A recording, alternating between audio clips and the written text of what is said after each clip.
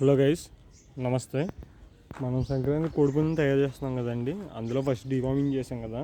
Deworming చేసాక దాన్ని కాలుతాడికి వేస్తాం కదా. దీనికి ఏం ఫుడ్ పెడుతున్నాం అన్నవి నెక్స్ట్ వీడియోలో పెడతానండి. ఏమేమి ఫుడ్ పెడుతున్నానని, ప్రజెంట్ ఏం పెడుతున్నాను, తర్వాత ఏం పెట్టాలి గట్రా అన్నీ పెడతానండి. ఇప్పుడు కోడిపుంజుని మనం తాడుకి వేసినప్పుడు తాడు రౌండ్గా తిరిగి అంత ప్లేస్ ఉండాలండి. అంటే ఎవరికి ఉన్న ప్లేస్ పెట్టి, ఇదైతే దీనికి ఇదంతా తిరుగుతానే సరిపోద్దండి. దాని తాడు రౌండ్గా చుట్టూరు తిరుగుతానికి. రెండోది, ఇలా ఒక గుంట తీసుకొని ఆ గుంటలో ఇసుక కానీ లేదా పెంట ఉంటుంది కదండి, ఆ పెంట ఎండిపోయి పొడి పొడి కింద అయిపోతుంది కదా, అది కానీ వేస్తే కోడిపుంజు ఇలా దూకుంటుందండి. ఎప్పుడైతే ఇలా కోడిపుంజు దూకొని అలా శాండ్ బాత్ గట్ట చేసిందో కోడిపుంజుకున్న స్ట్రెస్ అంతా పోతుందండి. అలా దూకొని అలా మీద ఎగరేసుకుంటా అలా ఉంటుందండి.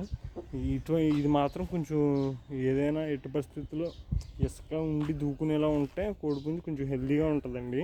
ఇప్పుడు దానికి కూడా కొంచెం ఎక్సర్సైజ్ ఉంటుంది. ఇలా చేయాలండి. నెక్స్ట్ ఏం ఫుడ్ పెడుతున్నానో అన్నీ వీడియోలు పెడతానండి. ఛానల్కి ఎవరైనా కొత్తగా వస్తే సబ్స్క్రైబ్ చేసుకోండి.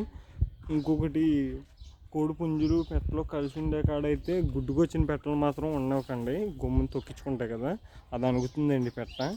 రేపు మాపు గుడ్డుకొస్తే దానికి ఆవులో వేసేస్తాను.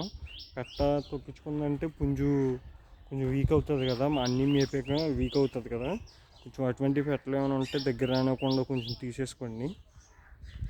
ఛానల్కి ఎవరైనా కొత్తగా వస్తే సబ్స్క్రైబ్ చేసుకోండి. Thank you for watching guys.